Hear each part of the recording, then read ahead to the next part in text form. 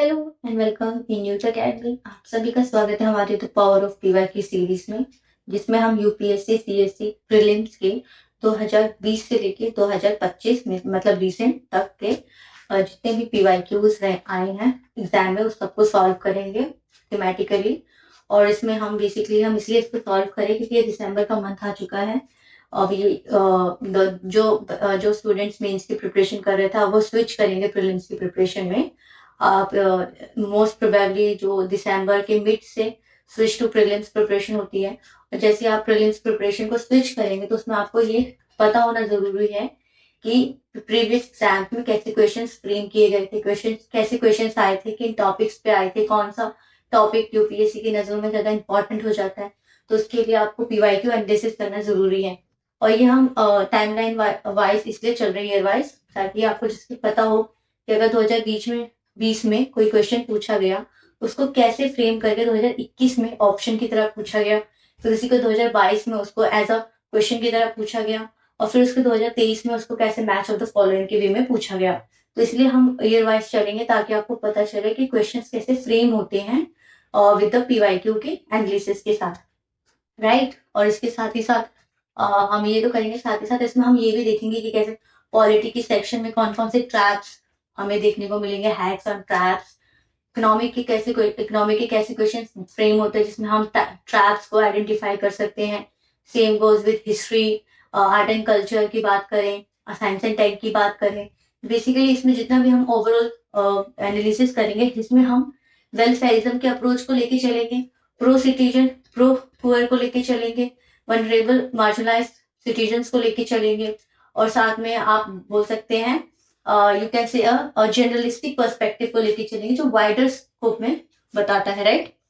तो इसमें जो हमारा रहेगा, इस हम बात करें कि उसमें हम बेसिकली जर्नलिस्टिक पर्सपेक्टिव को हम किस तरीके समझ सकते हैं। अगर जर्नलिस्टिक पर्सपेक्टिव को मैं आपको एक कॉन्स्टिट्यूशन के लैंग्वेज में बोलूं तो इगैलिटेरियनिज्म विद प्रैग्मेटिज्म, ओके।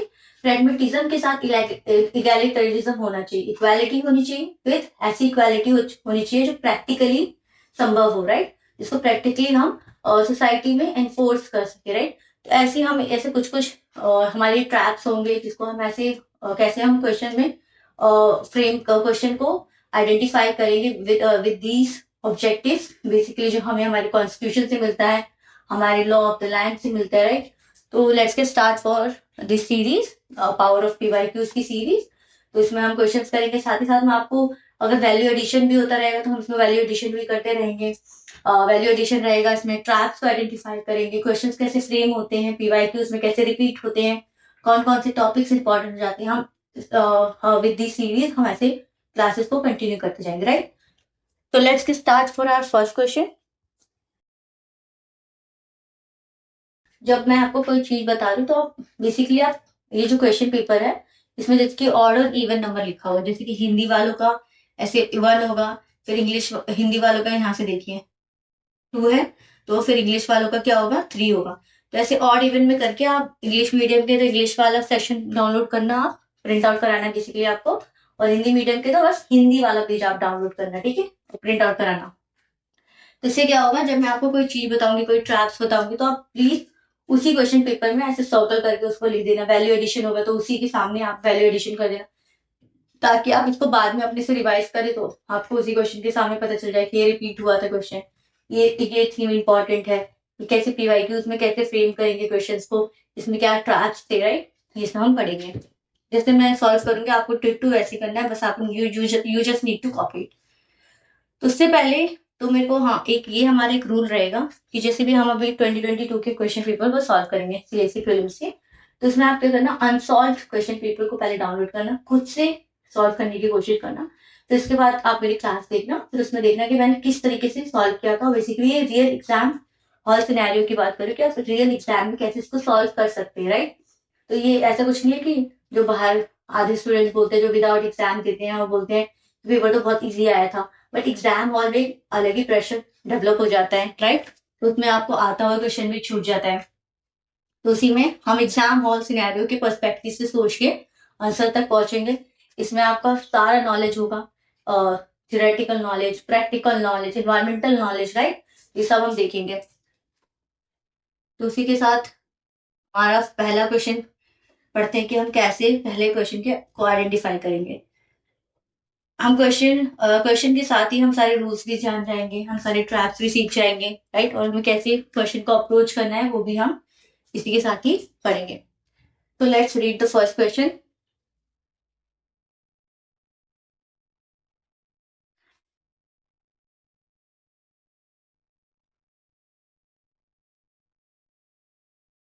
तो उसमें क्वेश्चन में पहले आया है,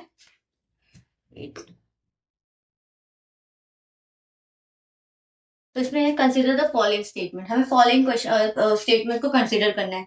इसमें हमारे 1 2 3 4 स्टेटमेंट है। अब हमें डायरेक्ट पढ़ना स्टार्ट नहीं करना, हमें ये देखना है कि क्या पूछा है, इसमें करेक्ट पूछा है, करेक्ट को सर्कल कर देंगे। अब हम देखेंगे कैसे ऑप्शंस को फ्रेम किए गए। मैक्सिमम 3 स्टेटमेंट सही है और मिनिमम 1 स्टेटमेंट सही है। जनरल पर्सपेक्टिव से बात करें तो ऑल स्टेटमेंट बहुत कम ही सही होते हैं। 99% कुछ statement all of the correct नहीं होता, इसलिए ऑल ऑफ द करेक्ट नहीं है। मैक्सिमम 3 स्टेटमेंट सही है और मिनिमम 1 स्टेटमेंट सही, राइट। तो लेट्स रीड फ्रॉम द नीचे से इसलिए पढ़ेंगे कि क्या होता है ना, एग्जामिनर कभी कभी ट्रैप्स है ना बीच में कहीं सेट कर देता है, और जैसे हम बीच में सेट कर देता है या तो सबसे नीचे सेट करता है, और जैसे हम ऊपर से नीचे पढ़ते आते हैं तो हमारी ऑलमोस्ट हाफ एनर्जी हो जाती है इस क्वेश्चन को सॉल्व करने के लिए। तो इसलिए हम नीचे से पढ़ेंगे, अगर हमें कोई ट्रैप दिखा तो हम नीचे से ही कैच कर लेंगे। आधार इज मैंडेटरी। अब आपने ये फंडा तो मैंने ऑलरेडी ईपीएफओ के एग्जाम्स लिए, पीवाईक्यूज के पेपर को कैसे सॉल्व करना है उसमें थंब रूल्स बताए थे। उसमें मैंने कहा था कि एक्सट्रीम वर्ड्स को भी देखने होते हैं, राइट। पॉलिटी में तो extreme words very important, according to the constitution of India mention होता है, दिस डिपार्टमेंट, डाटा मेंशन होता है, ये सारे इजिली मैनिपुलेट किए जा सकते हैं, राइट। इसी में इसमें पूछा है, Aadhaar is mandatory for the getting benefits funded out of the consolidated fund of India. ठीक है, पढ़ लिया। Next question, Aadhaar is mandatory for obtaining insurance products. अब इसमें बोल रहा है Aadhaar is mandatory for obtaining insurance product. Next question, state can't enter into any contract with private corporation for sharing of Aadhaar data. अब यहाँ पर पढ़िए आप, state can't enter into any contract with a private corporation for the sharing of the Aadhaar data। ये आपको pro citizens नहीं लग रहा?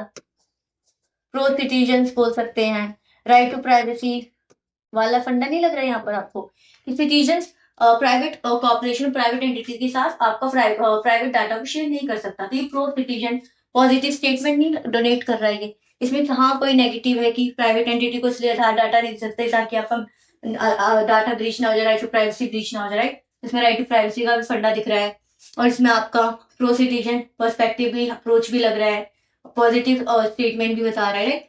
इसमें पॉजिटिव स्टेटमेंट है ये कि state can't enter into any contract, right. Any से आप एक्सट्रीम मत समझना, यहाँ पर आपको ये समझना है कि वो प्राइवेट कॉर्पोरेशन के साथ क्यों कॉन्ट्रैक्ट में नहीं आ सकता, ताकि राइट टू प्राइवेसी ब्रीच ना हो जाए सिटीजन्स का। प्रो सिटीजन लग रहा है, सिटीजन सेंट्रिक लग रहा है, प्रैग्मेटिज्म का अप्रोच है, क्योंकि स्टेट अगर कोई प्राइवेट एंटिटी के साथ डाटा शेयरिंग करने लग जाएगी तो सिटीजन्स की राइट टू प्राइवेसी को ब्रीच करेगा, वायलेट करेगा, और जो कि हमारा राइट टू फंडामेंटल राइट के अंदर आता है। तो ये हमारा प्रो सिटीजन लग रहा है, तो ये करेक्ट है। तो जैसे देखते हैं टू में कौन कौन से स्टेटमेंट में, इसमें और इसमें, और ये हमारा एलिमिनेट हो गया। अब या तो 2 सही है या तो 3 सही है, right. Aadhaar Meta data can't be store for more than 3 years। ठीक है, ये पढ़ लिया। अब सी हमें इसको तो हमने सॉल्व कर लिया, 3 और 4 में दोनों में मैंडेटरी है। अब इसमें से बताइए, दोनों में मैंडेटरी है मतलब हमें दोनों में से कोई एक स्टेटमेंट देखना है कि कौन सा आपको मोस्ट करेक्ट लग रहा है, मोर करेक्ट लग रहा है। Aadhaar is mandatory for obtaining insurance products. अब देखिए आधार का जो कॉन्सेप्ट था वो 2012-13 के से आने लगा था, जो डिजिटलाइजेशन हो गया था आधार का, और आधार आने लगा था 2012 से, जहाँ पे उसके बाद ही ये आ रहा था। क्या उससे पहले हमें इंश्योरेंस प्रोडक्ट्स नहीं मिलते थे क्या? 2012 से पहले हमें आधार के बिना गवर्नमेंट से जो भी हमारे इंश्योरेंस प्रोडक्ट्स होते थे, कोई प्राइवेट एंटिटी से इंश्योरेंस प्रोडक्ट्स होते थे, क्या वो हमें नहीं मिलते थे? ऑफकोर्स मिलते थे ना उससे पहले भी। और ये आधार का जो मोर फॉर्मल अप्रोच हमें 2012 से देखने लगा है, जब ये हमारा ई गवर्नेंस डिजिटल हो गया है जो, राइट। और अगर यही बात करें Aadhaar is mandatory for getting benefits funded out of consolidated fund of India. अब यहाँ से स्टूडेंट ये कंफ्यूज जाएंगे, कंसोलिडेटेड फंड ऑफ इंडिया से क्या फंडिंग होती है। बेसिकली जो जितने भी गवर्नमेंट के स्कीम्स होती हैं, सब्सिडीज होती हैं, जो भी वो फंडेड करते हैं, basically consolidated fund of India से ही तो फंडेड होती है। कि कंसोलिडेटेड फंड ऑफ इंडिया से ही तो हॉरिजॉन्टल डिवीजन ऑफ फाइनेंस होता है, वर्टिकल डिवीजन ऑफ फाइनेंस होता है, राइट। तो उसी को ये बता रहा है। और इसमें से आपको मोर अप्रोप्रिएट स्टेटमेंट कौन लग रहा है, ये वाला या ये वाला, क्योंकि इसी से हमारा एलिमिनेट हो जाएगा। 50-50 में हम ऑलरेडी आ चुके हैं। Aadhaar is mandatory for obtaining insurance product. हमें पता है 2012 से पहले भी इंश्योरेंस प्रोडक्ट को ऑब्टेन करते थे, तो इसलिए ये इतना मैंडेटरी नहीं है। जैसे हमने इसको काटा, 3 को काटा, हमारा B is the correct statement, मतलब 2 and 4 is the correct statement. कि Aadhaar is mandatory for getting benefits funded out of the consolidated fund of India and the state can't enter into the, basically ये तो बहुत easily eliminate हो जाता है, क्योंकि pro citizen centric approach दिखा रहा है, राइट टू प्राइवेसी बता रहा है, जो कि वैसे भी इंपॉर्टेंट होता है फंडामेंटल राइट्स के पर्सपेक्टिव से। और ये इन दोनों में हमें कॉन्ट्रडिक्शन इसलिए आ रहा था क्योंकि ये इंश्योरेंस प्रोडक्ट्स की बात कर रहा था और ये बेनिफिट्स की बात कर रहा था, जो कि वेलफेयरिज्म के अप्रोच को ही डोनेट कर रहा था। तो ऐसे हमने क्वेश्चन तक पहुंचा। थर्ड क्वेश्चन और second question, Rajya Sabha has equal powers with Lok Sabha in, पूछ रहा है राज्यसभा की equal powers with Lok Sabha in what perspective, matter of creating new all India services. ये क्वेश्चन तो बहुत इजी कैटेगरी का है, अगर आपने लक्ष्मीकांत 1200 पेज की जो लक्ष्मीकांत है पढ़ी होगी सही से, तो बहुत इजी हो जाएगा, क्योंकि जैसे पता ही है creating all India new services, और हमें पता है इसके आर्टिकल्स कैसे याद करने होते हैं, किसी में आपको वैल्यू एडिशन इसलिए मिल रहा है, ठीक है। 3 ऑल इंडिया सर्विसेज होती हैं, IPS, IRS, राइट, IFS, ये होती है 3 इंडिया ऑल सर्विसेज। और 312 ही हमारी इसी से रिलेटेड आर्टिकल भी है। अमेंडिंग द कॉन्स्टिट्यूशन, ठीक है, ये हो गया। रिमूवल ऑफ द गवर्नमेंट, अब removal of the government, Lok Sabha में जो गवर्नमेंट रिमूव होती है तो किसमें राज्यसभा का रोल होता है। नो कॉन्फिडेंस मोशन में तो नो कॉन्फिडेंस मोशन जो रिलीज होता है लोकसभा में, उसमें हम देखते हैं राज्यसभा का कोई रोल नहीं होता, तो ये से भी एलिमिनेट हो गया। Making cut motion, cut motion भी लोकसभा में बजट पे, मनी बिल पे होता है ये, राइट।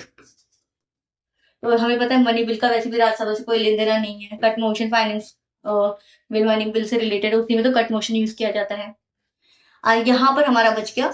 और ऑल इंडिया सर्विसेज में क्रिएटिंग में उसमें बस राज्यसभा का एक्सक्लूसिव पावर होता है। और अमेंडिंग द कॉन्स्टिट्यूशन, अब यही तो बोला है, जब कॉन्स्टिट्यूशन को अमेंड करना होता है तो उसमें ज्वाइंट सिटी का भी प्रोविजन नहीं होता, जब कॉन्स्टिट्यूशन को अमेंड करना होता है, ठीक है। तो उसमें जो ज्वाइंट सिटी का प्रोविजन इसलिए नहीं होता ताकि सेपरेटली राज्यसभा और लोकसभा से ये पास हो जाए हमारा कॉन्स्टिट्यूशन अमेंडमेंट। तो B is the correct statement. ये इजी कैटेगरी का था बेसिकली, इनसे आपको वैल्यू एडिशन भी मिल जाए। अब देखिए 3C वाला, look like a very huge question, और लगेगा कि बहुत ही कर, आधे लोग तो सी इसका लेंथ देख के ही डर जाएंगे कि इतना बड़ा स्टेटमेंट है, आप क्या करेंगे, गलत हो जाएगा। हमें वही अप्रोच देखना है। ये करेक्ट पूछा है, मैक्सिमम 3 सही है, मिनिमम 2 सही है, ठीक है। अब पढ़ लेते हैं। With reference to the fund under the Members of Parliament Local Area Development Scheme MPLAD, which of the following statement is correct? ठीक है, नीचे से पढ़ते हैं। The district authority must inspect at least 10% of all the works under the implementation every year. अब बोला district authority must inspect की बात बोली, कोई बड़ा स्टेटमेंट नहीं इंस्पेक्ट कर सकता है, एटलीस्ट 10%। अब यहाँ पर डाटा की बात हो गई है, लेट्स सी ये वाला कैसा रहेगा। MPLAD fund are sanctioned on yearly basis and the unused funds can be carried forward to the next year. Okay, ठीक है। A specified portion of the each MP fund must be SC/ST population के लिए होता है, right? MP-led funds must be used to create durable assets like physical infrastructure for health and education. और यहाँ पर क्या बोल रहे हैं, parliament local area development scheme. अब डेवलपमेंट स्कीम में क्या आपको नहीं लग रहा है कि फिजिकल इंफ्रास्ट्रक्चर आएगा, हेल्थ आएगा, एजुकेशन आएगा, ये तो डेवलपमेंट का पर्सपेक्टिव है। डेवलपमेंट बेसिकली किसे कहते हैं, डेवलपमेंट किसे कहा जाता है, डेवलपमेंट के पर्सपेक्टिव तो यही होता है ना, हाँ, कि जिसमें देखिए यहीं से आपको नहीं पता कि ये इसमें होता है कि नहीं होता, लेकिन इसका member of parliament area development scheme, MPLAD का फुल फॉर्म ही है डेवलपमेंट स्कीम। और यहाँ पर एमपीलेट fund must be used to create durable assets. Asset is also a good positive statement like a physical infrastructure for health and education. यही तो हमारे development का concept है, डेवलपमेंट का अप्रोच भी तो यही है हमारा, राइट। तो ये तो हमारा शॉर्ट करेक्ट है। अब हम 1 और 3 में देखते हैं कहाँ कहाँ 1 है। ये एलिमिनेट हो गया, इसमें यहाँ है 1 है, तो 1 2 एंड 1 2 4। अब जैसे हमारा 1 करेक्ट हुआ तो 2 ऑटोमेटिकली करेक्ट हो गया क्योंकि सब में है। अब हमें 3 और 4 में देखना है। 2 the specified portion of the each MPs fund must be benefited SC ST population. तो ये हमारे ऑटोमेटिकली करेक्ट हो गए क्योंकि हमारा 1 करेक्ट है। देखा हमने ऐसे एलिमिनेट किया। अब हमें देखना है 3 और 4 में कौन ज्यादा करेक्ट है। MP lad fund are sanctioned on a yearly basis and the unused funds can't be carried forward to the next year, right।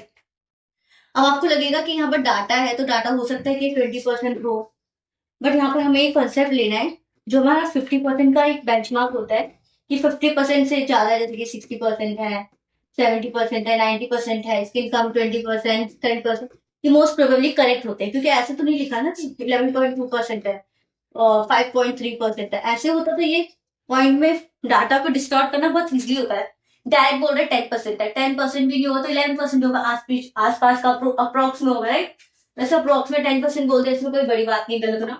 ऊपर से अगर ये वाला कॉन्सेप्ट देखें कि MP lads funds are not are sanction yearly basis है, इसको carry forward नहीं कर सकते। अगर इसको कैरी फॉरवर्ड नहीं कर सकते, ऐसा होता है ना ईयरली बेसिस पे, जब एक फाइनेंशियल ईयर खत्म होने लगता है और कहीं किसी स्कीम पे आपको बेसिकली एक पोर्शन ऑफ द फाइनेंस आपको सैंक्शन किया गया है, for example for the development of the infrastructure of road को क्रिएट करने के लिए आपको एक फंड लॉट की गई, मतलब 3 करोड़ के आसपास, और आप देख रहे हैं आपने पूरे साल कुछ नहीं किया। लास्ट में जैसे फाइनेंशियल ईयर खत्म हो रहा है, हो सकता है कोई एमपी उसको अनलीगली और उसको लीगली ना यूज करते हुए एक ही समय पे कोई कहीं और खर्च कर देता है, ऐसा हो सकता है ना। इसलिए ऐसे ऐसे सिनेरियोस को बचाने के लिए क्या होता है, जो फंड्स उस ईयर में रह जाते हैं, जो यूज नहीं होते, उसी को कैरी फॉरवर्ड कर देते हैं फॉर द नेक्स्ट ईयर, कि ये जो फंड हमारे इस साल रह गए इसी को यूज करके विद ये वाला फंड और विद नेक्स्ट ईयर में जो आपको न्यू फंड सैंक्शन होंगे उन दोनों को मिलाकर आपको फॉर द पर्टिकुलर और डेवलपमेंट एरिया और लोकल एरिया डेवलपमेंट के लिए यूज किया जाएगा। तो ये बहुत, अगर इससे बोले अगर ये कैरी फॉरवर्ड नहीं होगा तो आप लोग लग रहे हैं ये वेलफेयरिज्म का अप्रोच बता रहा है, प्रो सिटीजन अप्रोच बता रहा है, प्रेगमेटिज्म ही नहीं दिख रहा है इसमें, इगैलिटेरियनिज्म विद प्रेगमेटिज्म की अप्रोच नहीं आ रही है। प्रेगमेटिज्म मतलब प्रैक्टिकल होना चाहिए ना। प्रैक्टिकल सिनेरियो में ऐसा नहीं है ना कि एक ईयर में आपको इतना बड़ा फंड मिला और आप उसको यूज ही नहीं कर पा रहे और वेस्ट हो गया, फिर नेक्स्ट ईयर में आपको फिर से उससे बड़ा फंड मिल गया। तो जब आप यूज नहीं कर पाते तो वो फंड कैरी फॉरवर्ड हो जाता है for the next year, right. तो ये वैसे भी गलत हो गया। और 10% एक अप्रोक्स बता रहा है, ऐसे कोई प्रिसाइज परसेंटेज नहीं बता रही कि ये होगा। तो डिस्ट्रिक्ट अथॉरिटी मस्ट इंस्पेक्ट, और इंस्पेक्ट भी वैसे भी पॉजिटिव वर्ड है, ऐसे कुछ नहीं हो रहा, ऐसे कोई बड़ा वर्ड नहीं आ रहा कि इसी के अंदर काम करेंगे, need to implement this scheme under this percentage of categories. बस बोल रहा है कि इंस्पेक्ट करेंगे एटलीस्ट 10% ऑफ, और एटलीस्ट भी लगा रखा है यहाँ पर इन्होंने, बेसिकली एक्सट्रीम स्टेटमेंट को हटाने के लिए एटलीस्ट लगा दिया है, नॉट ऑल द, ठीक है, of all the workers under the implementation of every year. Implementation है, इंस्पेक्ट वर्ड है, एटलीस्ट है, तो वैसे भी पॉजिटिव कॉनिटेशन वर्ड दे रहा है, तो इसमें हमारा क्या हो गया, D is the correct statement. Basic exam में आप इतना ओवर एनालिसिस नहीं कर सकते, एनालिसिस नहीं कर सकते, हमारी बस बिगिनिंग है। तो बिगिनिंग में आपको मैं इतना एक्सप्लेन कर रही हूँ, जैसे जैसे हमारा 2020 का पेपर खत्म होगा, 2021 का होगा, जैसे 2021 में आएंगे तो हम 2020 के जितने भी पीवाईक्यूज कैसे रिपीट हुए उसको भी देखेंगे। फिर साथ ही साथ उसको और मतलब क्विकली हम 60 मिनट्स और 60 सेकेंड्स के अंदर सॉल्व करने की कोशिश करेंगे। इट्स जस्ट अ बिगिनिंग, तो इसलिए मुझे इतना डिटेल आपको बताना पड़ रहा है। तो ये हो गया 4।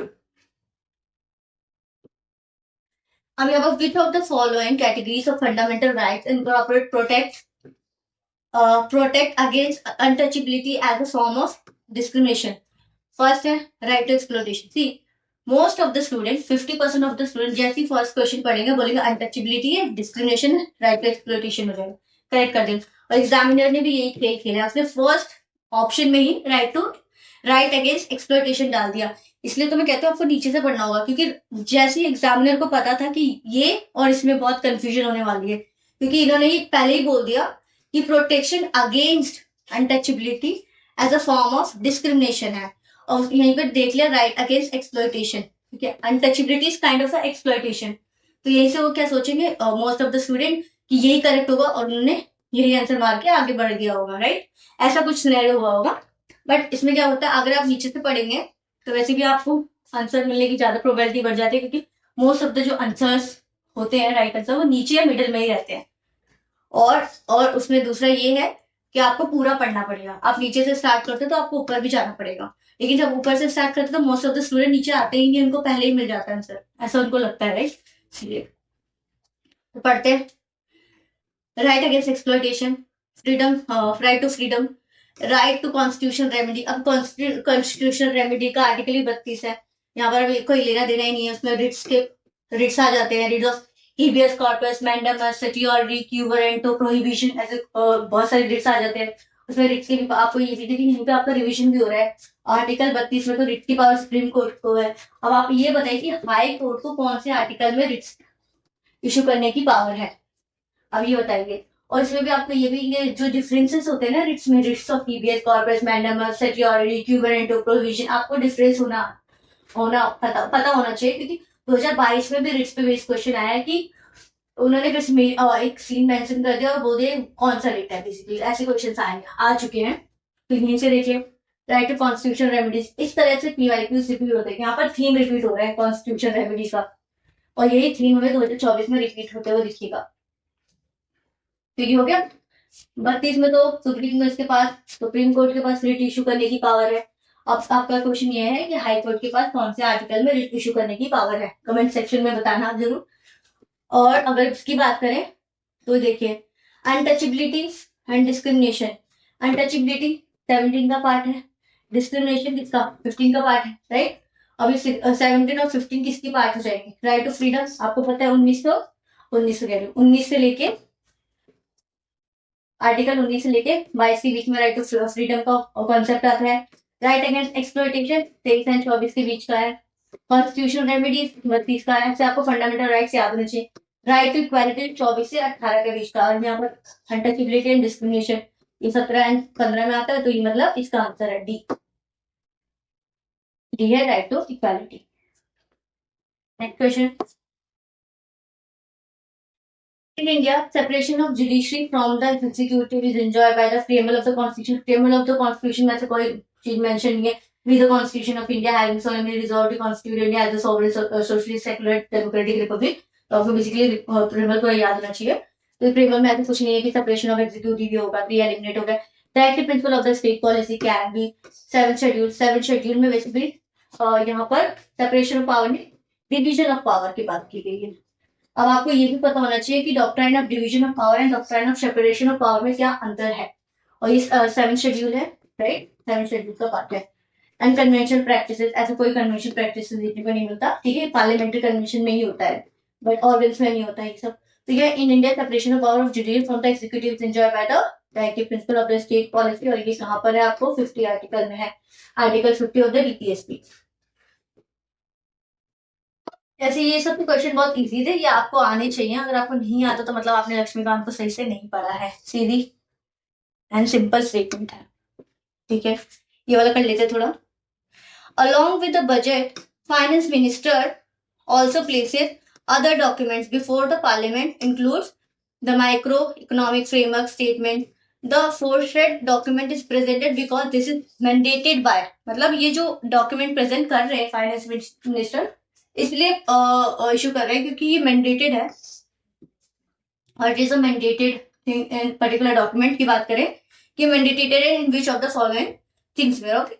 लॉन्ग स्टैंडिंग पार्लियामेंट्री कन्वेंशन, ऐसे कन्वेंशन ऐसे बोल रहे कि पार्लियामेंट्री के कोई कन्वेंशन है, इसलिए ये जो फाइनेंस मिनिस्टर है वो बजट के साथ ये पर्टिकुलर कोई फ्रेमवर्क स्टेटमेंट को इशू करते हैं under article 112 and article 110 of the constitution of India, ठीक है, ऐसे बोल रहे हैं। Article 113 of the constitution of India. अब ये दोनों आपको लग रहा है कि बहुत क्लोज ऑफ द स्टेटमेंट है कि कॉन्स्टिट्यूशन ऑफ इंडिया में मेंशन है, बस आपको आर्टिकल होना चाहिए, बट ऐसे में आपको ट्रैप नहीं किया है, क्योंकि constitution of India as such नहीं बोलता, ऐसे कोई ऐसे डिटेल्ड फ्रेमवर्क नहीं बताता कि आपको बजट, और पहली बात तो कॉन्स्टिट्यूशन ऑफ इंडिया में बजट शब्द ही मेंशन नहीं है, आपको ये भी पता होना चाहिए, जैसे मार्शल लॉ, बजट शब्द ऐसे कुछ मेंशन नहीं है।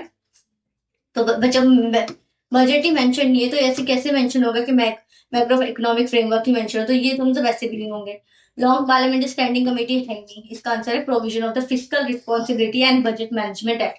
अब यहाँ से बजट से ही ऐसे कर सकते थे, अगर किसी को ऐसा क्विक आंसर चाहिए तो बजट, फाइनेंस मिनिस्टर, क्या है, मैक्रो इकोनॉमिक फ्रेमवर्क स्टेटमेंट, के लिए provision of the fiscal responsibility budget management act 2003। तो ये आंसर है। और इस तरह क्या, अब जो ये ऑप्शन फ्रेम हुए हैं, जैसे कि 112, 110, 1, और ये आप देखेंगे 2024 में 110 ऐसा बोल रहा है कि statement finance money bill pay था। तो मतलब ये जो हमारा स्टेटमेंट है मनी बिल का, ये तो इसी पे आया ना, क्योंकि ऑप्शन में था, और ये 2024 में एज अ स्टेटमेंट पूछ लिया है। तो ऐसे पीवाईक्यू थीमेटिक वे में रिपीट हो रहे हैं।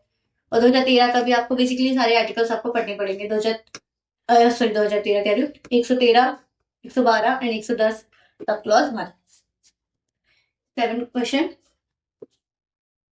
constitutional government constitution government is by definition is a government by legislature, popular government, multi party government, limited government। Popular government ऐसा कुछ है ही नहीं, multi party government. Constitution government की बात की, कॉन्स्टिट्यूशनल मतलब क्या होता है, कॉन्स्टिट्यूशनलिज्म। अब आपको कॉन्स्टिट्यूशनलिज्म का भी कॉन्सेप्ट पता होना चाहिए। Limited government,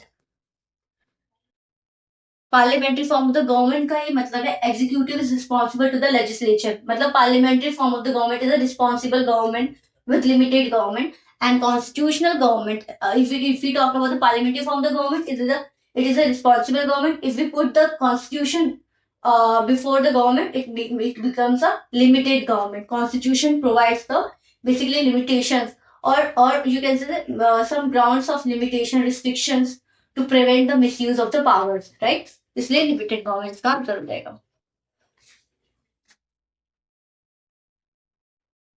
8, other than fundamental rights, which of the following parts of the constitution reflects? Reflect means basically एक तरह से रिफ्लेक्शन दे रहा है। एक लाइट होती है, लाइट बहुत जगह फैल जाती है। अब लाइट फैलने के बाद कुछ जगह रोशनी ज्यादा होती है, कुछ जगह रोशनी कम होती है, बेसिकली ऐसे आप समझ सकते हैं। जहां रोशनी कम है तो वहां पर ही माना जाएगा वहां पर लाइट आ रही है। तो रिफ्लेक्ट मीन्स, रिफ्लेक्ट से ब्रॉडर टर्म हो जाता है कि रिफ्लेक्ट करता है, और एक पॉजिटिव टर्म भी है।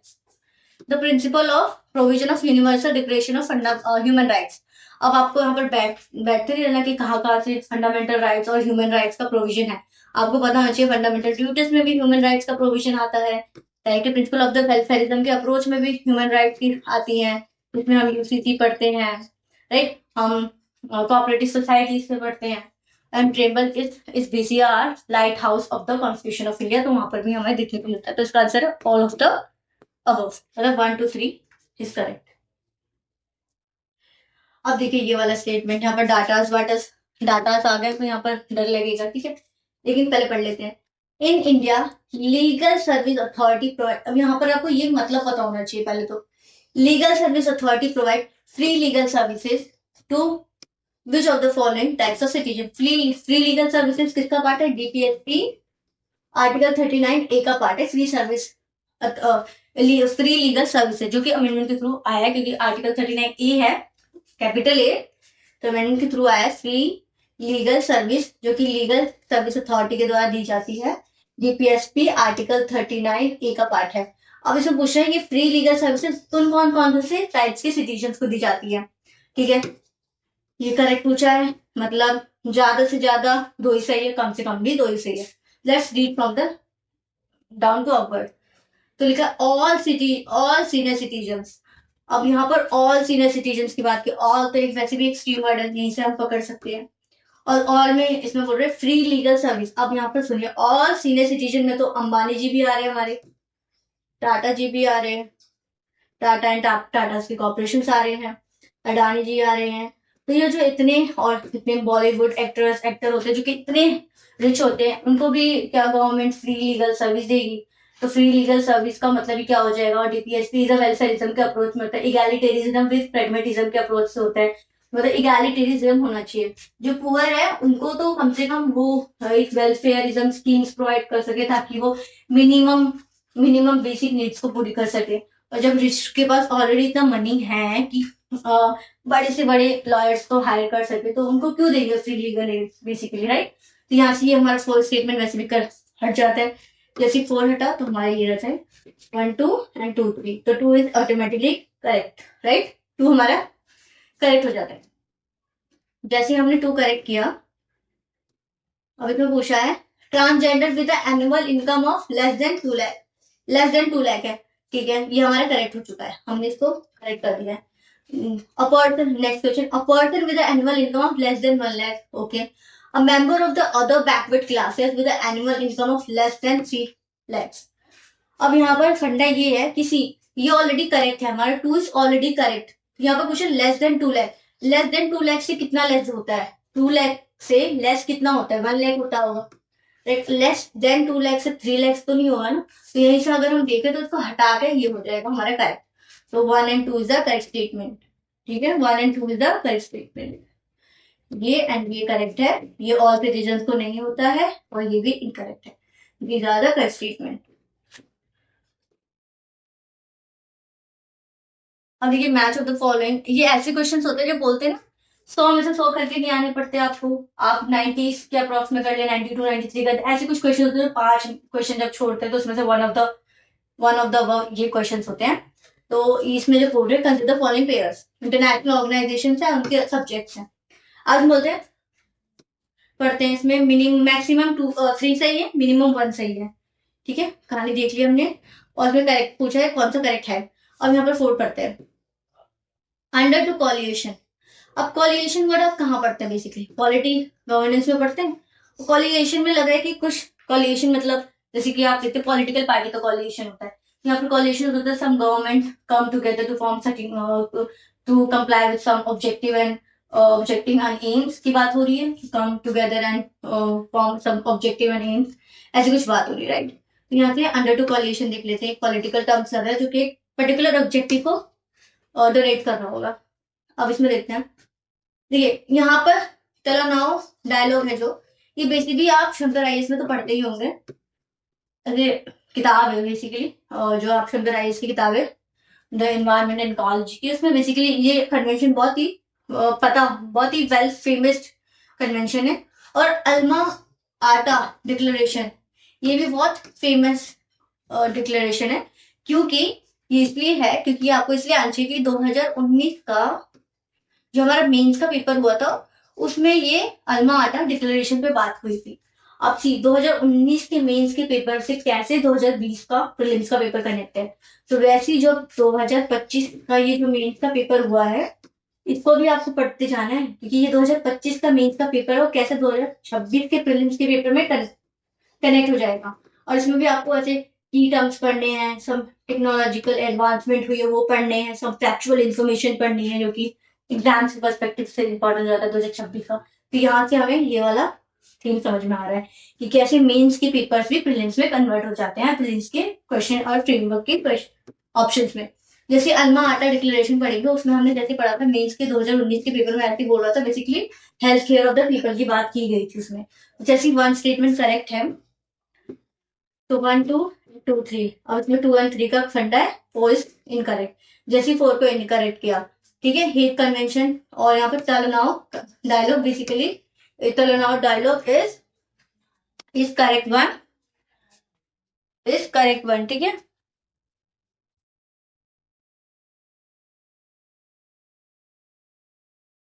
राइट, तो Talanoa dialogue is correct one because ये बेसिकली शंकर आयत में डायरेक्ट मेंशन है। आपने नहीं पढ़ी तो आपको पढ़नी चाहिए, क्योंकि environment and ecology is that much important as it is related to quality and economy, right? तो ये कन्वेंशन इज रॉन्ग। यहाँ पर हमें जैसे कि इससे तो पता चल गया, ये इससे हम 50-50 पे आ चुके थे।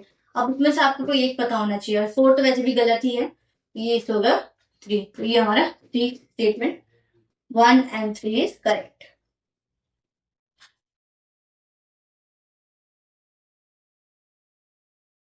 अब हमारा आएगा 11वां क्वेश्चन, पॉलिटी। देखिए पॉलिटी स्टार्टिंग में आपको पॉलिटी ही मिलेगी, ठीक है। तो यहाँ पर parliamentary system of the government की बात की, अभी हमने प्रीवियसली बात भी कर रहे थे। Government is one in which नीचे से पढ़ते हैं, government is chosen by the people but can't be remove by the by it before completion of the fixed term. हमने तो देखा है ना, जो नो कॉन्फिडेंस मोशन इसलिए तो आता है कि गवर्नमेंट अपना टेस्टिंग फ्लो नहीं कर पाती है मेजोरिटी, तभी तो वो हट जाती है, राइट। ये क्या है कि फिक्स टर्म से पहले नहीं हो सकती, ये गलत है वैसे भी, तो इसको हमने एलिमिनेट कर दिया।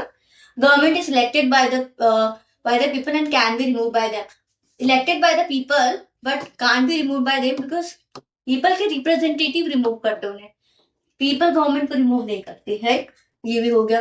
Government is responsible to the parliament can be remove by it, right. All the parties, political parties in the parliament are represented in the government। Multi party system है इंडिया का, लेकिन आपको लग रहा है कि इंडिया के मल्टी पार्टी सिस्टम में ऑल पार्टीज रिप्रेजेंटेड होते हैं in the what parliament of parliament में क्या ऑल पार्टी सिस्टम रिप्रेजेंट होते हैं। यहाँ पर सब डोमिनेंट पार्टी होती है, सब जैसे कि नेशनल पार्टी, स्टेट पार्टी का आपको टैग मिलता है ना, तो उस हिसाब से बेसिकली मेजोरिटी पार्टी होती है, कोई माइनर पार्टी होती है जिसमें बेसिकली बात होती है कि majority party to form the government and the जो लेस मेजोरिटी में होती है, जो सेकंड मेजोरिटी में होती है, वो लीडर ऑफ द अपोजिशन का काम करते हैं। तो ये तो नहीं है all political party, all word with extreme word आ गए यहाँ पर। तो यहाँ है कि government is responsible to the parliament and can be remove by it. अब इसको हम दूसरे कॉन्टेक्स्ट में या दूसरे वे में फ्रेम करें इसको, ये भी बोल रहे हैं ना, executive is responsible to the legislature। अब लेजिस्लेचर क्या है? लेजिस्लेचर इज द पार्लियामेंट और एग्जीक्यूटिव क्या है? Executive is the government, right. तो इसमें क्या होता है? गवर्नमेंट इज रिस्पॉन्सिबल, मतलब executive, government is executive, executive is responsible to the parliament means legislature. तो यही तो हमारा parliamentary form of the government, executive responsible to the legislature, और दूसरे फ्रेम में the government is responsible to the parliament. ठीक है, तो ये हमारा करेक्ट हो गया, क्योंकि government is itself executive and parliament is itself legislature, right. इसी में हमारा ये जो हमारा spirit of the parliamentary form of the government है, executive is responsible to the legislature और government is responsible to the parliament and can be remove by it. Yes, parliament ही तो रिमूव करता है, पार्लियामेंट के लोकसभा में तो नो कॉन्फिडेंस मोशन होता है, अदर काइंड ऑफ मोशंस होते हैं, तो ये करेक्ट होगा। Next, Which part of the Constitution of India declare ideal of welfare state? ये तो बहुत इजी स्टेटमेंट है। वेलफेयरिज्म का अप्रोच आपको कहाँ मिलता है? प्रेमबल में कोई ऐसा अप्रोच नहीं देखा। प्रेमबल में yes as such socialist, sovereign, secular, democratic republic देखने को मिलता है, but in more declare as a ideal of welfare state की बात कर रहा है। फंडामेंटल राइट में वेलफेयरिज्म की बात नहीं है, पॉलिटिकल राइट्स की बात करता है। प्रेमबल एज सच इनका कोई लीगल इफेक्ट नहीं है इंडिपेंडेंटली। और 7th शेड्यूल में यहाँ पर डिवीजन ऑफ पावर की बात हो रही है between the state and the government with 3 list, union list, concurrent list and the state list, and the fourth one is residuary list. और यहाँ पर होता है डीपीएसपी। डीपीएसपी जो हमारे पार्ट 4 का है कॉन्स्टिट्यूशन ऑफ इंडिया का, उसमें वेलफेयरिज्म का अप्रोच देखने को मिलता है, आइडिया ऑफ वेलफेयर स्टेट। ये तो हो गया, इसमें इतना ही था। ये वाला थोड़ा देख लेते हैं, बड़ा स्टेटमेंट है, कंसीडर द स्टेटमेंट, इसमें पूछा विच of the following is correct. ठीक है, तो कॉन्स्टिट्यूशन ऑफ इंडिया डिफाइंस, देखिए यहीं पे कैच वर्ड आ गया, let me put the red one, क्योंकि रेड वन अलर्ट साइन, जो रेड कलर होता है वो अलर्टनेस का साइन होता है, तो इसी से हम थोड़ा अलर्ट हो जाते हैं यहाँ पर। ये देखिए यहाँ पर एक कैच वर्ड है, constitution of India defines. As such constitution of India कुछ डिफाइन नहीं करता, कॉन्स्टिट्यूशन ऑफ इंडिया में बस लिखा गया है, उसको डिफाइन नहीं होती वहां पर। ऐसे constitution of India defines that, constitution of India tells that, okay ऐसे बोलते हैं ना, तो नहीं होता ये। Constitution of India defines its basic structure, वैसे पता है बेसिक स्ट्रक्चर जो पार्ट है वो हमारा, वो ओरिजिनल कॉन्स्टिट्यूशन में नहीं था। It is a you can say judicial tool है, बेसिकली जुडिशियल ने केशवानंद भारती केस में बेसिक स्ट्रक्चर डॉक्ट्राइन का बात की थी, और बेसिक स्ट्रक्चर डॉक्ट्राइन को ऐसे डिफाइन नहीं किया, क्योंकि time to time, cases to cases supreme court बताता है कि what is the basic structure of the constitution which can't be amended by the parliament, right. तो इसी में बोल रहा है डिफाइंस करता है, जब वैसे स्ट्रक्चर का ऐसे खुद ही डेफिनेशन नहीं है, सुप्रीम कोर्ट ने खुद कहा है कि case to case and time to time ये बताएंगे कि what is the basic structure. जैसे कि बात करें, independent judiciary is the basic structure, limited government is the basic structure, right. ये सब बेसिक स्ट्रक्चर का पार्ट है। Separation of power, division of power is the basic structure. तो ये ऐसे पता चलता है, उसमें भी आगे पढ़ेंगे in terms of federalism, secularism, fundamental rights and democracy. इतनी खिचड़ी पका दी है कि फेडरलिज्म में भी बेसिक स्ट्रक्चर डिफाइन कर रहा है, सेकुलरिज्म में भी बेसिक स्ट्रक्चर डिफाइन कर रहा है। तो सोशलिस्ट भी डाल देते, वही बच रहा था, सोवरेन भी डाल देते, जो प्रेमबल का पूरा ऊपर का, और जो हमारा जो फर्स्ट पैरा ऑफ प्रेमबल है वही डाल देते पूरा। तो बहुत खिचड़ी सी नहीं बता दी है, खिचड़ी खिचड़ी लग रही है, राइट। और ये डिफाइन भी नहीं करता, तो वैसे भी गलत हो गया। पूरा कैच यहाँ पर है। जब भी 2020 का पेपर हुआ था उसके बाद पूरे कोचिंग इंस्टीट्यूट ने ये स्टेटमेंट करेक्ट माना था कि the constitution of India provides for judicial review to safeguard the citizens' liberty and preserve the ideal on which the constitution is based. अब ये पूछे कॉन्स्टिट्यूशन ऑफ इंडिया प्रोवाइड्स। अब आपको पता है जुडिशियल एक्टिविज्म का कॉन्सेप्ट आ गया, जुडिशियल रिव्यू का कॉन्सेप्ट आ गया। तो ये जो जुडिशियल रिव्यू का कॉन्सेप्ट है, जो आर्टिकल किसमें 12 में देखने को मिलता है, और जो आर्टिकल 13 एंड 12 के बीच की कहानी है, इम्प्लाइडली देखे तो जुडिशियल रिव्यू का कॉन्सेप्ट आता है impliedly, but explicitly judicial review का कॉन्सेप्ट नहीं देता है कॉन्स्टिट्यूशन। जब तक कॉन्स्टिट्यूशन ऑफ इंडिया एक्सप्लिसिटली कोई चीज ना दे वो गलत ही माना जाता है, ठीक है। इम्प्लाइडली है जुडिशियल रिव्यू का कॉन्सेप्ट, ऐसे कुछ प्रोवाइड नहीं करता। वैसे सारे कोचिंग इंस्टीट्यूट ने इसे करेक्ट माना था, बट यूपीएससी के ऑफिशियल टीम में इसे रॉन्ग माना गया। तो आप भी इसे रॉन्ग मान के ही चलेंगे। तो आंसर है नीदर वन नॉट टू, क्योंकि यहाँ तो खिचड़ी बनाई थी कि डिफाइन करता है बेसिक स्ट्रक्चर, अभी तक डिफाइन हुआ तो वो क्यों डिफाइन करेगा कॉन्स्टिट्यूशन ऑफ इंडिया। और ये जुडिशियल रिव्यू इम्प्लाइडली है अंडर आर्टिकल 30, एक्सप्लिसिटली नहीं है, इसलिए गलत हो गया।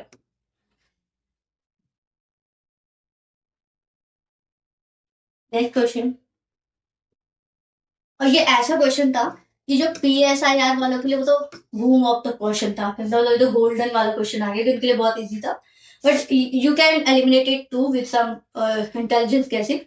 One of the agreement between the Gandhianism and Marxism is final good of the stateless society, class struggle। से क्लास स्ट्रगल से आपको पता है Gandhi ji non violent approach करते थे। सत्याग्रह का अप्रोच था उनका, कॉपरेशन का अप्रोच था, हार्मनी के साथ रहना था, पीसफुल कोएग्जिस्टेंस की बात कर रहे थे। तो क्लास स्ट्रगल की बात क्यों करेंगे बेसिकली, ये तो वैसे भी गलत हो जाएगा, क्योंकि इसमें कुछ कॉमन, दोनों में क्या कॉमन था, एक में कॉमन नहीं था, दोनों में क्या कॉमन था।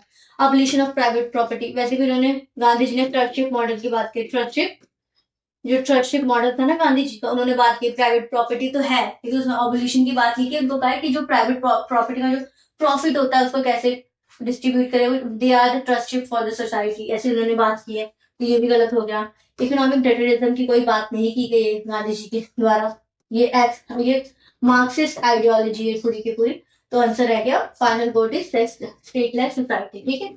तो minimum government and maximum governance की बात की गई, ग्राम राज्य की बात की, ग्राम राज्य की बात की, Panchayati Raj institution is reflective of the Gandhi ideology of stateless society. तो ग्रास रूट लेवल्स की सोसाइटी की बात की गई है, राइट। नेक्स्ट क्वेश्चन, तो यहाँ से देखिए थीम होता है, जो गांधी बेस्ड थीम होता है वो बहुत इंपॉर्टेंट है। गांधी जी इज इंपॉर्टेंट क्योंकि डीपीएसपी की जो लिबरलिस्टिक आइडियोलॉजी है, गांधी आइडियोलॉजी है, वो डीपीएसपी का रिफ्लेक्शन देखने को मिलेगा।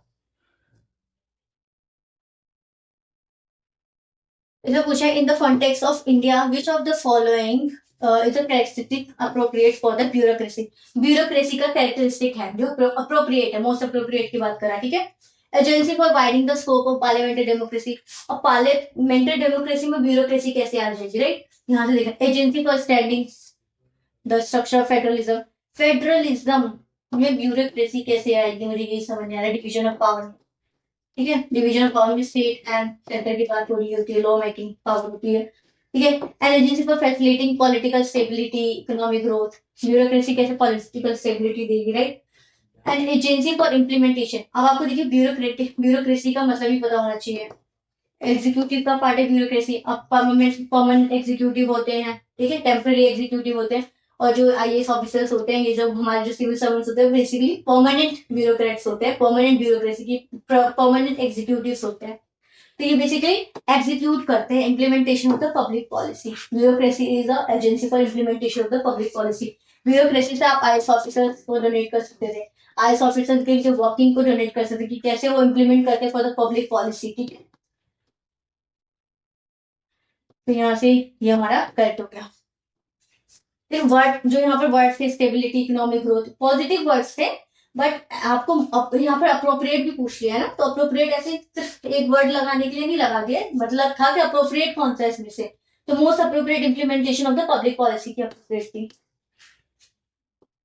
Next question, the preamble of the constitution, the constitution of India is a part of the constitution but has no legal effect. Not a part of the constitution, तो वैसे भी नहीं आएगा क्योंकि हमें पता है preamble is a part of the constitution. अब इसमें कहानी पढ़ लेते हैं।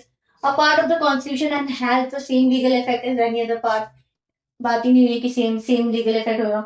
जैसे फंडामेंटल राइट का जो लीगल इफेक्ट है, क्या वो डीपीएसपी का लीगल इफेक्ट है, क्या फंडामेंटल ड्यूटी का लीगल इफेक्ट है, तो वैसे preamble of constitution of India का कैसे होगा, राइट।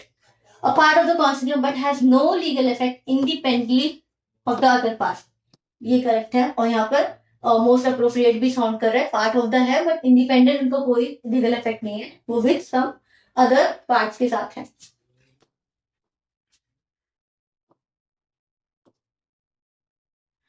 ये हमारा हिंदी मीडियम का है, ये इंग्लिश वाला। ठीक है, यहाँ पे बताओ golden gold trench, reserve trench. अब ये इकोनॉमिक का कुछ कंसेप्ट लग रहा है। Trench, reserve, reserve of India, basically मैं ऐसे डोनेट कर सकते हैं। refers to a loan of the World Bank, loan system of the World Bank, operation of the central bank। अब यहाँ पर देखिए, credit system granted by WTO to its member, credit system granted by the IMF to its member। मतलब ये दो कितने close statements लग रहे हैं, मतलब इसमें से कोई एक स्टेटमेंट होगा, या तो WTO करता होगा या तो IMF करता होगा। ठीक है, तो gold tranche basically a credit system to be granted by the IMF to its members. Members को ये gold tranche basically a credit system grant करता है टू इट्स मेंबर। ये इसमें इतना ही जानना था। हाँ, for the future reference you can look upon the about the WTO world trade organisation पे आप बात कर सकते हैं, IMF इंटरनेशनल मॉनेटरी फंड पे कर सकते हैं, सेंट्रल बैंक के ऑपरेशन देख सकते हैं, वर्ल्ड बैंक, तो उससे आगे लोन सिस्टम से। और नेक्स्ट स्टेटमेंट है ये, with reference to the provision content part 4। Part 4, अब यहाँ पर देखिए, अब आपको पता भी होना चाहिए पार्ट 4 में क्या मेंशन है, डायरेक्ट इसमें लिखा नहीं है। पार्ट 4 में DPSP मेंशन है। ठीक है, of the constitution of India which of the following statements correct, correct पूछा है। ठीक है, आंसर क्या है, मैक्सिमम 2 सही है, मिनिमम 1 सही है। ठीक है, the principle laid down in this part are to influence the making of the law by the state।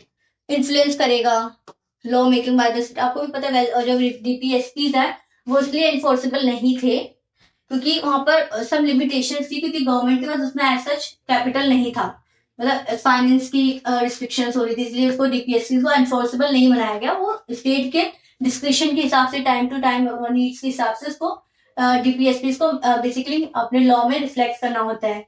जैसे कि मिड डे मील की स्कीम्स की बात करें, राइट, उसमें भी DPSP का पर्सपेक्टिव देखने को मिलता है। पंचायती राज इंस्टीट्यूशन में DPSP का पर्सपेक्टिव देखने को मिलता है।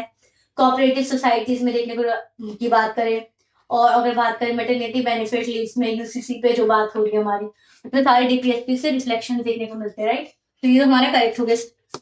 They shall not be enforceable by any court, और ये क्या है, they shall be enforceable by any court. यहाँ पर कॉन्ट्रडिक्शन हो रहा है, राइट, कॉन्फ्लिक्ट ऑफ कॉन्ट्रडिक्शन। कैसे, या तो ये करेक्ट होगा या तो ये करेक्ट होगा, अगर ये करेक्ट होगा तो ये इनकरेक्ट होगा, क्योंकि ये अपोजिट बोल रहे हैं, या तो एनफोर्सेबल है या तो नहीं है।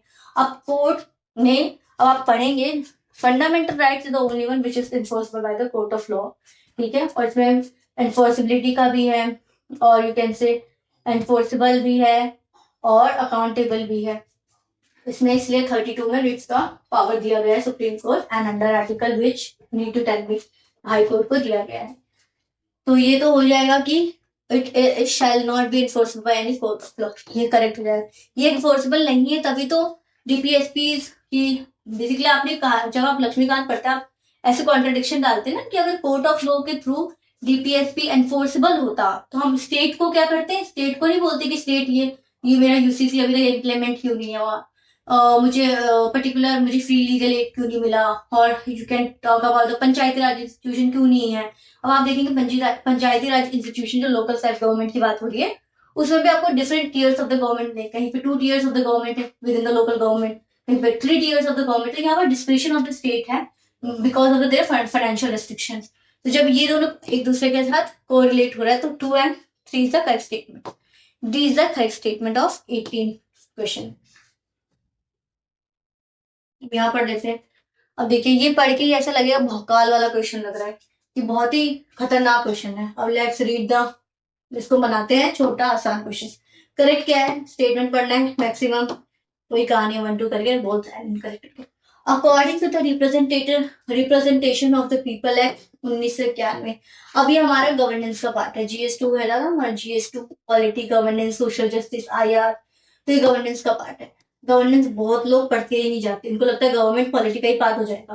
तो इसमें लक्ष्मीकांत की गवर्नेंस की किताब आती है, उसको पढ़ सकते हैं, बहुत अच्छी किताब है।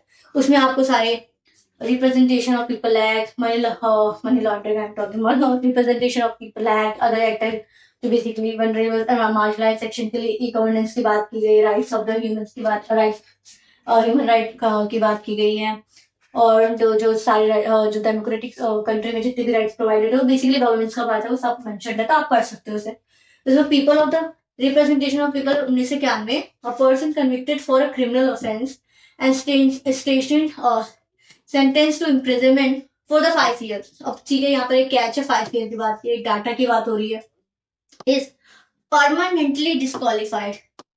और देखिए यहाँ पर लिखा है permanently disqualified from the contesting an election even after his release from the prison.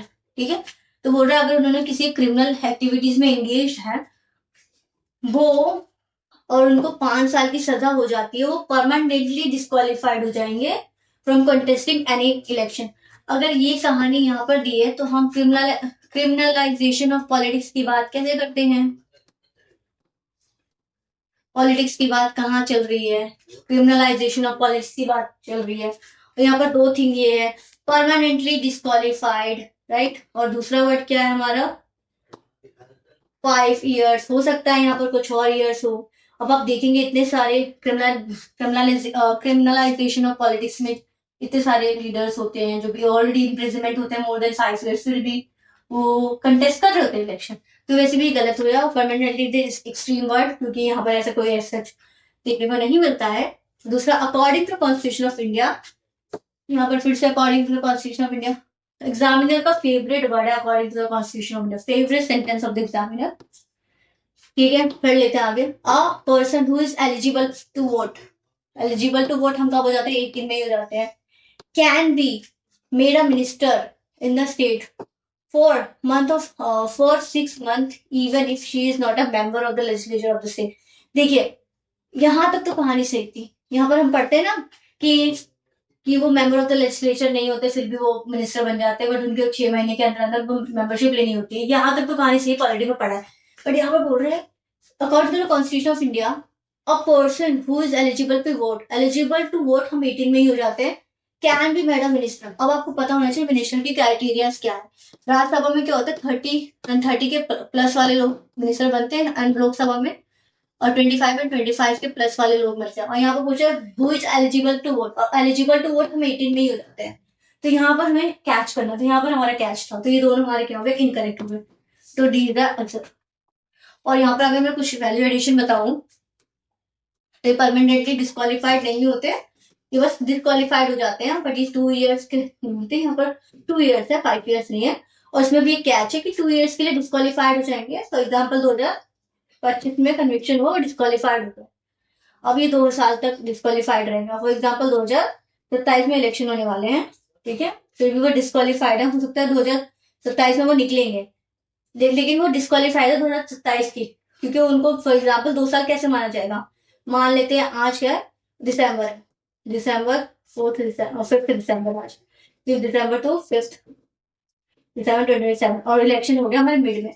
तो ये 2 साल तक तो डिस्क्वालिफाइड रहेंगे, फिर +6, क्योंकि 5 years के बाद ही तो इलेक्शन होती है। 5 years के बाद, मतलब +2 + 5, इतने साल तक वो डिस्क्वालिफाइड रहेंगे। तो ऐसी कहानी है। आंसर देख लियो 20 का।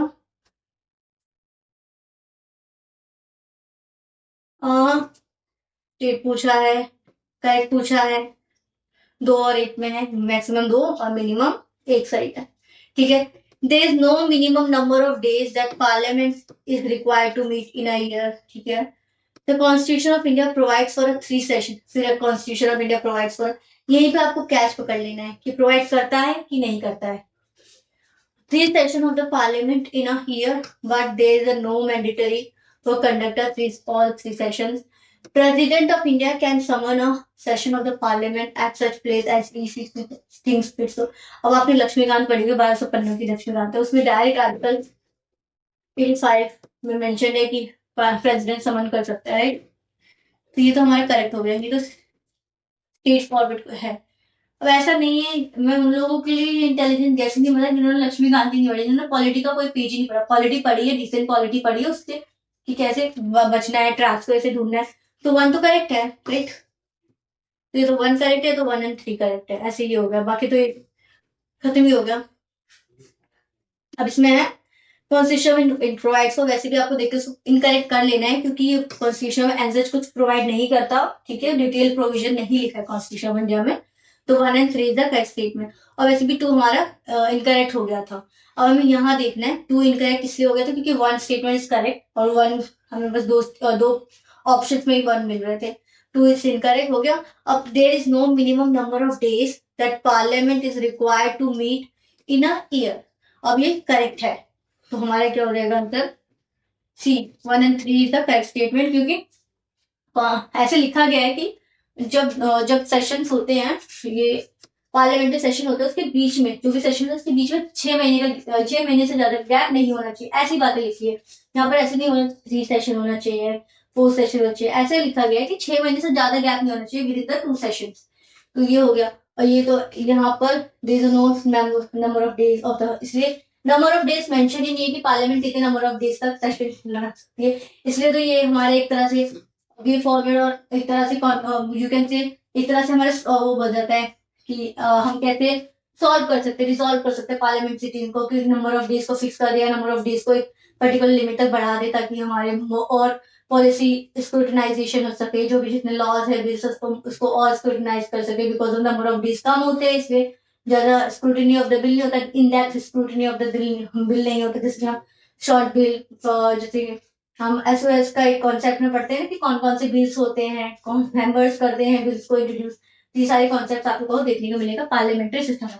अब हमने 20 तक क्वेश्चन किया, 20 तक क्वेश्चन में हमें अभी तक इतना पता चल गया कि पॉलिटी में पार्लियामेंट का जो चैप्टर है वो इम्पोर्टेंट है, फंडामेंटल राइट्स, डीपीएसपी, प्रियम्बल का चैप्टर इम्पोर्टेंट है, सुप्रीम कोर्ट, हाई कोर्ट, उनके रिट्स की पावर इम्पोर्टेंट है, आपको कॉन्सेप्ट भी पता होना चाहिए कॉन्स्टिट्यूशनलिज्म का, इसमें बहुत क्वेश्चन आ रहे हैं। यहाँ पर हमें अभी तक हमने पॉलिटी के क्वेश्चन ज्यादा देखे, तो ये आपको अभी तक के इतनी कंफ्यूजन हमने देखी इतनी, तो ये सीरीज आपके लिए बहुत ही मैजिकल सीरीज होने वाली है, क्योंकि इससे आपको नॉलेज के बियॉन्ड आप कैसे अपने क्वेश्चन सॉल्विंग एप्टीट्यूड को बढ़ा सकते हैं, एमसीक्यूज बेस्ड इंटेलिजेंस को बढ़ा सकते हैं with multi layered approach. Multi layered approach का मतलब यही था जो मैं आपको पढ़ा रही थी, ऑप्शंस को देखो, स्टेटमेंट को देखो, देन पूछो उसका डिमांड क्या है क्वेश्चन का, then tackle the question. Multi layered approach होगा हमारा, हम अब उसके बाद हम इंटर पेपर अप्रोच की बात करेंगे, राइट। तो ये हमारा ये क्लास जो चलेगा बहुत ही ज्यादा इम्पैक्टफुल होने वाला है आपकी जर्नी के लिए, 2026 के लिए इम्पैक्टफुल होने वाला है, और 2025 के मीन्स की क्वेश्चन भी हम डिस्कस करेंगे, क्योंकि उसमें हो सकता है हमें कुछ हमें ट्राफ्ट मिल जाएगी, हो सकता है कि कैसे 2026 के क्वेश्चन को फ्रेम किया जाएगा। और यस, जो हमारे यूपीएससी ईपीएसओ का एग्जाम कंडक्ट हुआ था उसमें आप देखेंगे पॉलिटी के क्वेश्चंस के लेवल ड्रास्टिकली बहुत ही ज्यादा हाई कर दिए गए हैं, जिससे आपको वेदर अलर्ट मिलता है कि क्वेश्चन 2026 में भी टफ पूछे जा सकते हैं पॉलिटी बेस्ड। उसमें भी जो मैंने ईपीएसओ का भी मैंने पॉलिटी के क्वेश्चंस का एनालिसिस किया, you can watch this series and thank you for watching this.